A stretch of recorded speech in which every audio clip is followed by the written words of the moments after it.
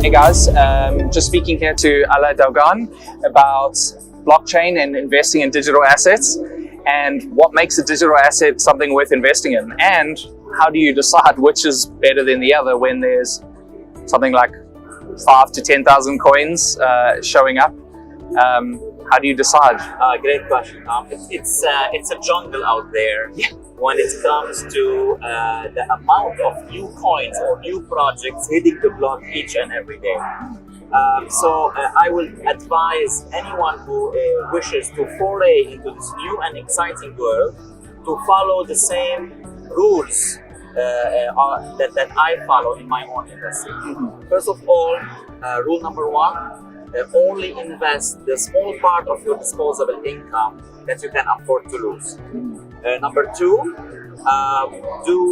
go for long-term investment, buy and hold strategy, what we call hodl in the world of crypto, and do it consistently and with a good discipline. And rule number three, never invest into a coin or a crypto if you don't research the project enough, and if you don't believe in the future and in the utility and in the application of this project.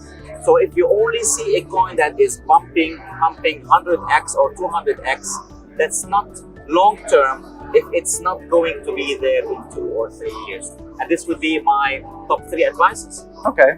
And when it comes to investing in blockchain and crypto projects, it's a slightly different world than it is to more traditional investing. Yes. But I assume some things carry over, right?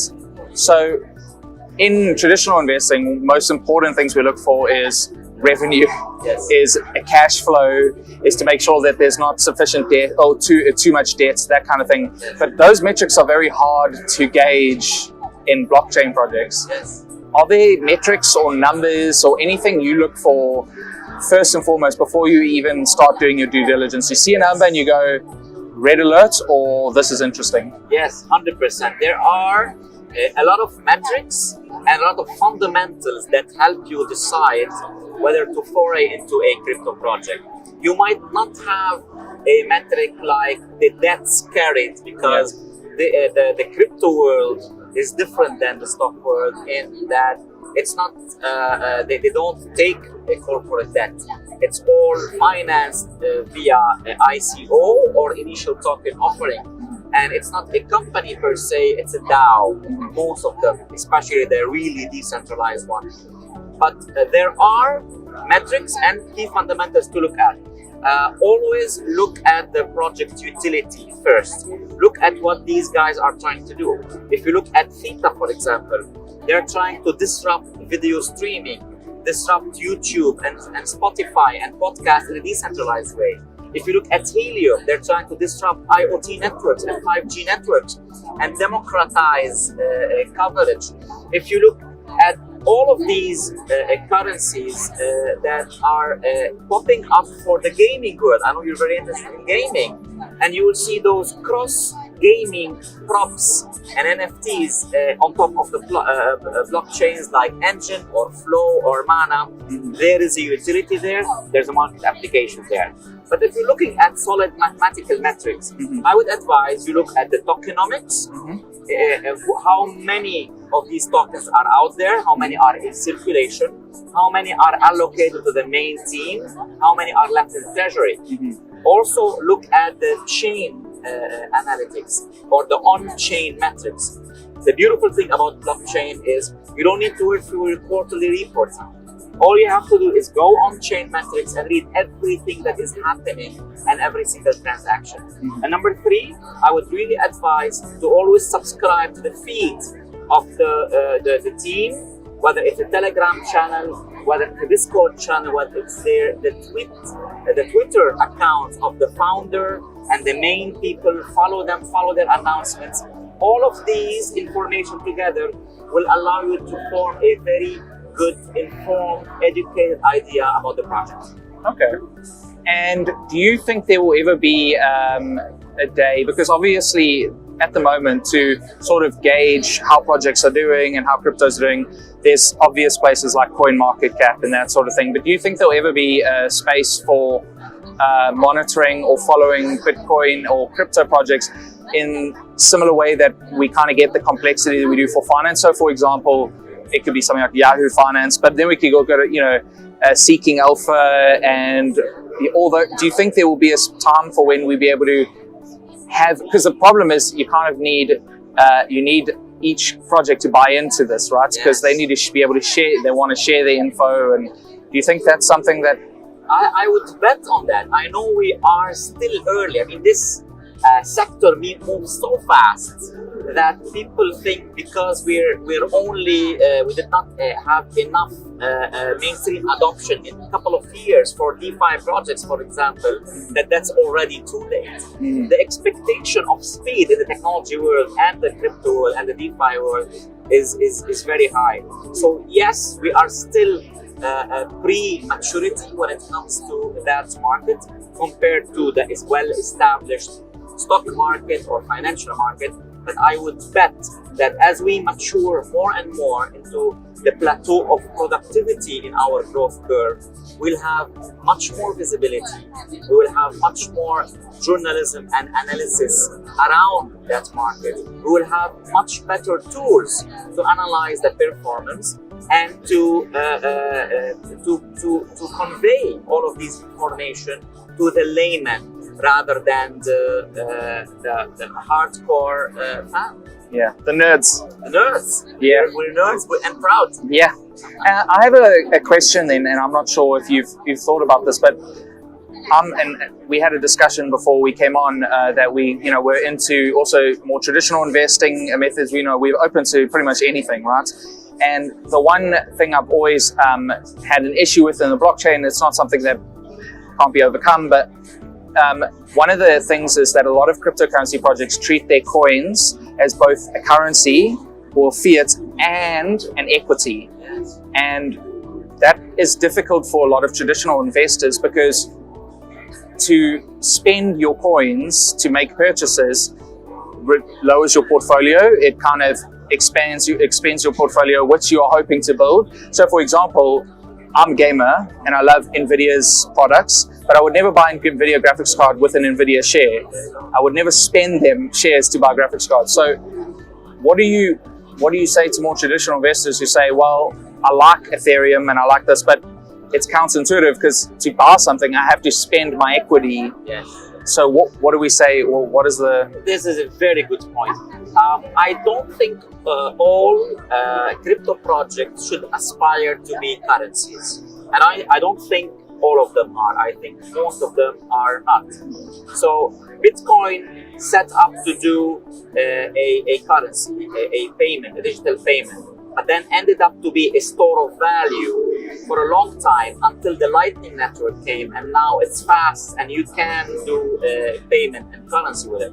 But you're right that Bitcoin is an appreciating asset, and you wouldn't want to spend an appreciating asset to buy anything, a commodity or a product. So there will be other options for you. Some of them stable coins, some of them Ripple or Stellar, who are focusing on these payment applications. As for the others, from day one, don't look at them as currencies. Look at them as digital assets that you're investing in a project. But instead of owning a share in a company like the traditional world, you are actually the client and the owner in the entire project and the entire future of that project. Let me give you an example now.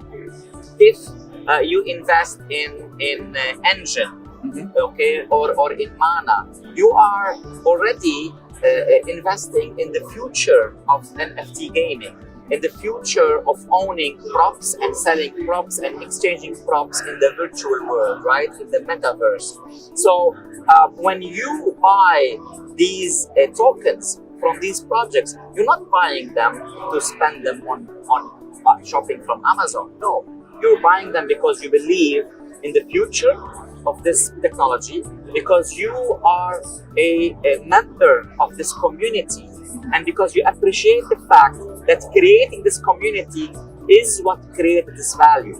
The value of the token is in the network effect, is in the community that believes in this project. And you are part of that.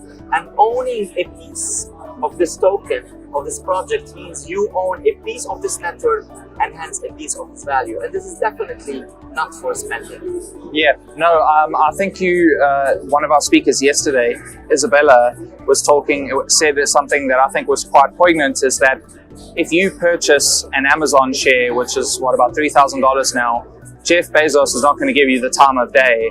But if you put $3,000 into a token for a thing, you can talk to the CEO and say, hey dude, I love your project, I love what you're doing, I'm jumping on board, which is obviously one of the benefits. Whereas for traditional, unless you have quite a big, holding, then, yeah, you're not welcome really to the decentralized world, right?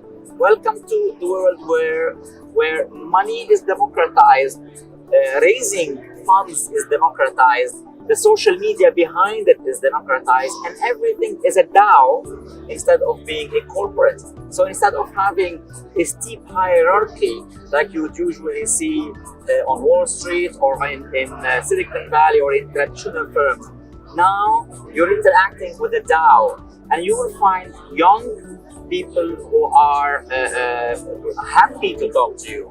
From the C-level to the developers level to the Scrum Master, everybody is excited to share their experience with you, to evangelize their project, and you will find a lot of readiness to listen to you, to talk to you, and to discuss different ways where you can invest in the project. Okay. And then I think maybe the last topic I'd love to talk about is a little bit of gaming. Obviously, you've brought up some blockchain games, yes. And obviously I'm a gamer, so and this is obviously we've announced the launch of Helicon NFT, Yes. Which is our NFT gaming platform. And is there something that sort of you find interesting about blockchain gaming, or is there something that is it something you've looked into? Because obviously you've brought up some projects, but kind of where do you stand on blockchain gaming? I wouldn't call it only interesting. You would call interesting some small headlines that appear on the ticker of some TV news stations. Yeah. I would call NFT gaming paradigm shift. We all know that gaming, as it is in the centralized world, was one of the largest industries already in the world, bigger than the music business, bigger than the Hollywood. Bigger than both of them combined. Bigger than both of them combined. Yeah. And now you come and bring that beautiful interactive world to them. And now they're not only one way where the game creators create and operate the company, and then the players just play. No, the players are part of the game now. There's a full economy inside of the game now. There's full personalities with these avatars inside of the games. I remember in the Social Network movie, Sean Parker said, we lived in farms and then we lived in cities, and now we will live on the internet. This was during the rise of Facebook. Mm-hmm. I think now with the rise of metaverse, this is the fourth stage of our evolution. And gaming will have a lot to do with that. Mm-hmm. And if you see what people like projects like Engine are trying to do, props inside the game are already very valuable to gamers. My brother is a gamer. I know a lot of gamers who are very passionate about personalizing their avatar inside the gaming universe, but B, owning these assets inside of the game. And when it was centralized and the game owner could shut it down at any time, like one famously did to Vitalik Buterin, Mm-hmm. which led him to create Ethereum as a decentralized platform. Now you recognize the value of having all of these on a decentralized platform. Engine is trying to do a cross-game props marketplace for NFT-based gaming assets. Axie Infinity is now a very popular, more than 1 million active users per day. And if you compare that to traditional gaming, like what Ubisoft does, like what all of these large games do, the difference is in Axie Infinity, you get paid to play the game. So the value is not only flowing one way from gamers to companies, it's being created within the project, and it's being shared within the project. And you know what? Who is listening?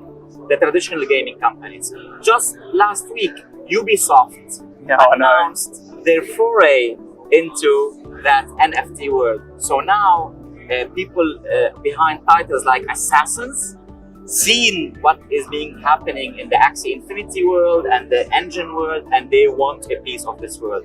It's gonna go only bigger from here, Tom. Okay.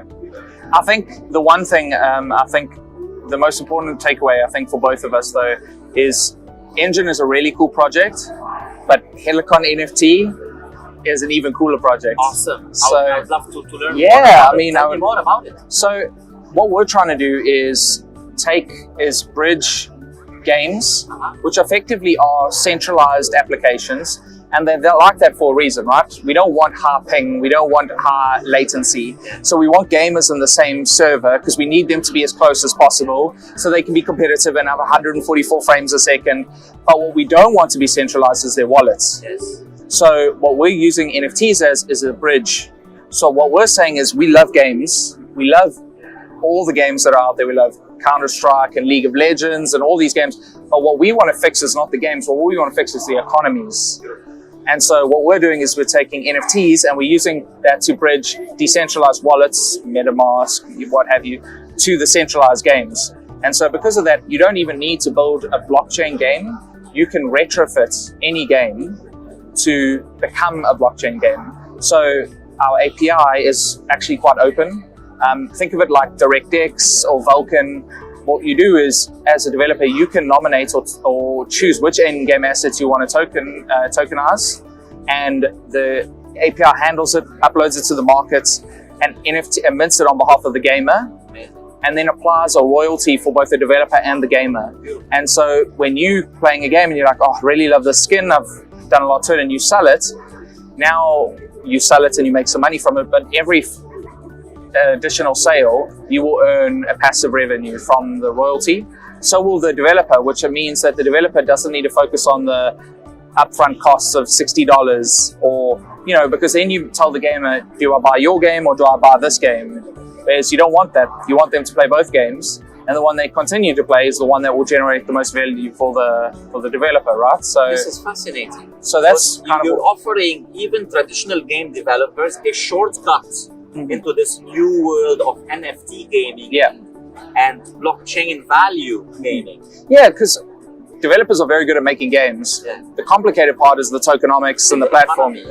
We've figured that out, and what we've said is, rather than you trying to launch your own tokenomics and compete with a million other platforms, is we'll do that. We'll give you the API, you plug your game in, and Bob's your uncle, fun, and you're ready to go. And the cool thing is, because everything is controlled by one single API, you as a game developer can say, well, I really like this project that's currently available in the marketplace. So I want to nominate their NFTs as usable assets in my game.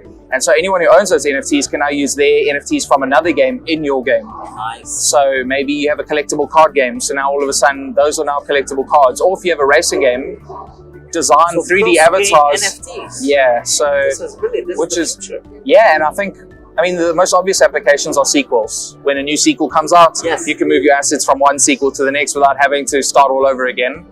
But also publishers, say Ubisoft has a number of games in their so it's very easy for them to make sure that all games have a use for NFTs across the games. We're hoping that one day, developers will work together to kind of see uses for each other's NFTs. We don't mandate that, though, that we prescribe it, but we don't mandate it, because ultimately the decisions for what makes a game good should be down to the developers and the community. 100%. And so, so that's... And what I like about your approach is you are not hardcore ideological on the decentralized part. No. You're saying, you know what?